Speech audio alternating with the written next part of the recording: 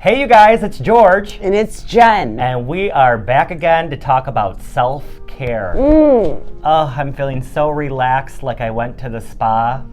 Only this towel is like real heavy. Because it's keeping us grounded. So today's episode, we want to talk about self-care. Like, what can we do to prepare ourselves for a busy work week with just 2 lousy little days off? Yes, like how do you unwind after a long day, after a long week? Like I'm a meditate person. I like to meditate. I lay in bed and I watch different like YouTube channels, kind of like how you guys watch The Beauty Files.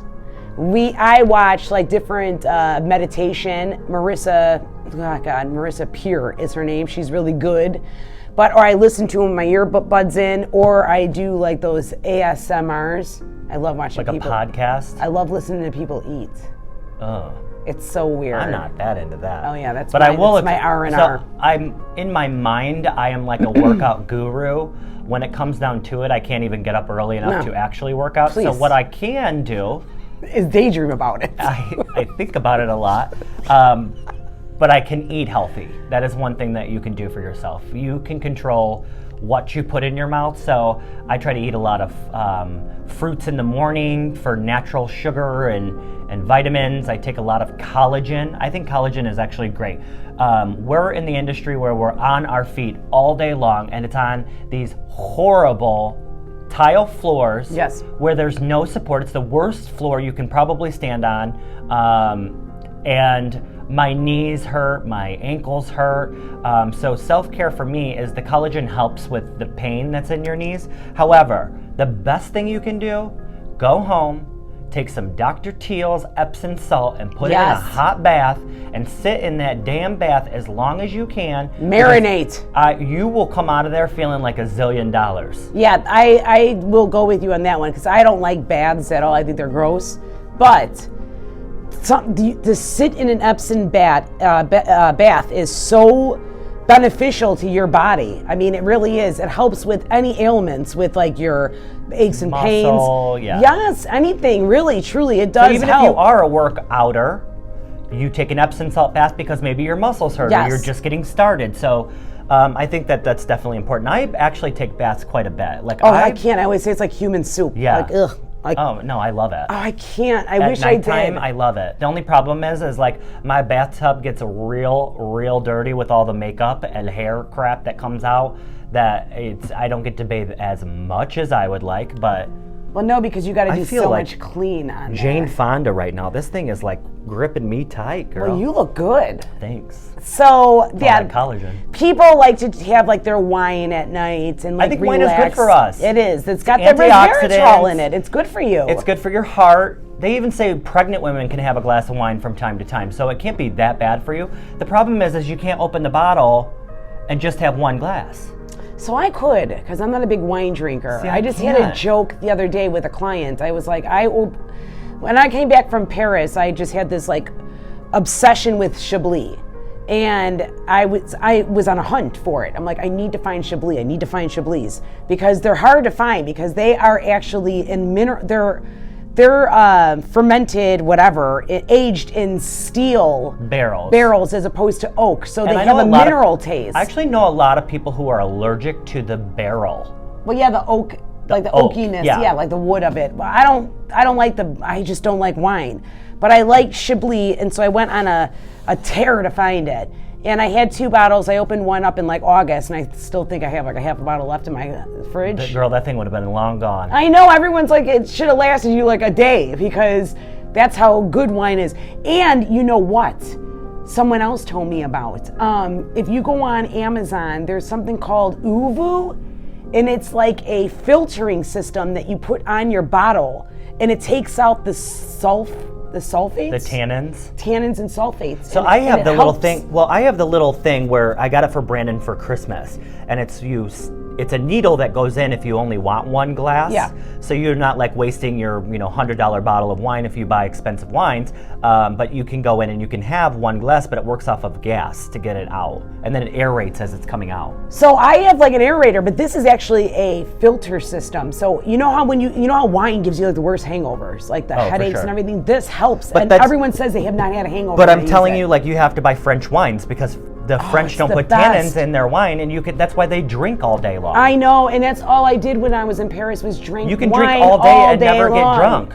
I mean, know. mostly in Europe, because when we went to Prague, I drank like a lot of wine because I wanted to taste, we were only there for a short period of time, and I wanted to taste, multiple different kinds of alcohols from a different country. I never once got drunk, and I never once had a hangover.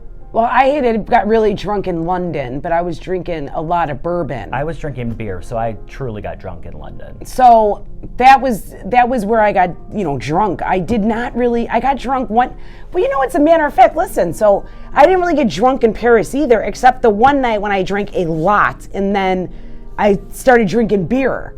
And beer gets you. Hello. But I mean, Didn't the you wine. learn anything in high school? You can't Well, I drink switch. beer all the time, but I wasn't sick. I didn't get sick or anything. I got right on the train, went right back home the next day. But I mean, I really do.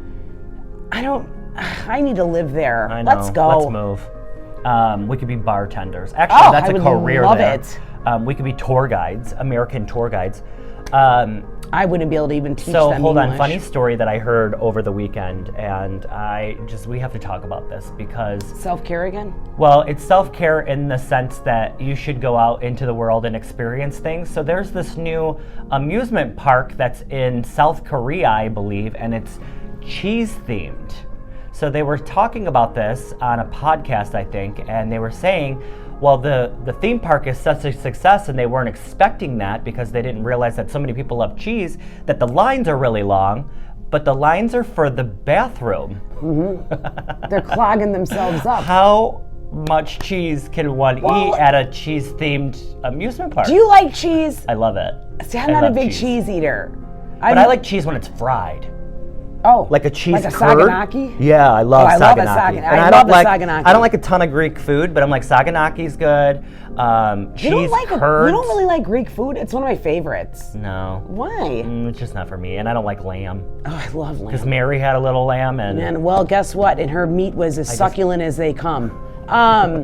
I've never really been a big cheese eater, so so not for you. no, I'm interested. It's enticing to me because I'm intrigued. I would like to know what kind of cheeses they're selling. Yeah, like what is kind going of on there? cheeses? Because I like cheese. I like to experience. I like cheese. brie I like brie too, with the right bread.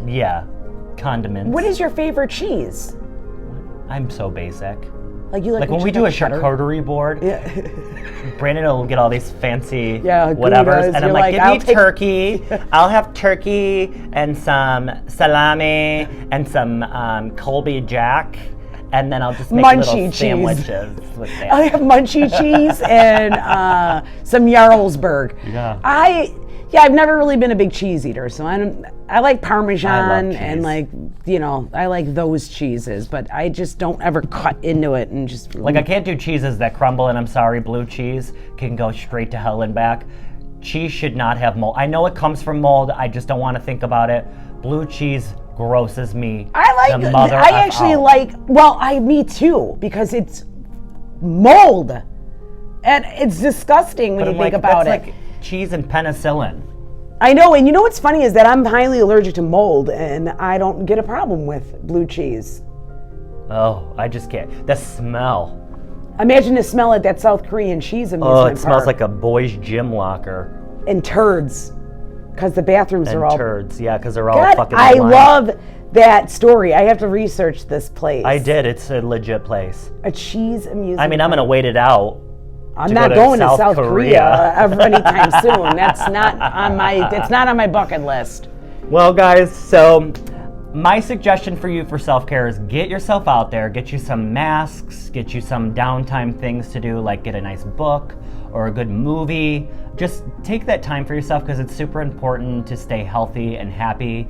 And we will be back with you at The Beauty Files next week with more tips and tricks and little gadgets that we like and dislike. So make sure you go to our YouTube page, subscribe, like. We're gonna go take a nap, but not before we go to Insta and hashtag The Beauty Files. So we will see you soon. Bye, guys. Bye-bye. Take care.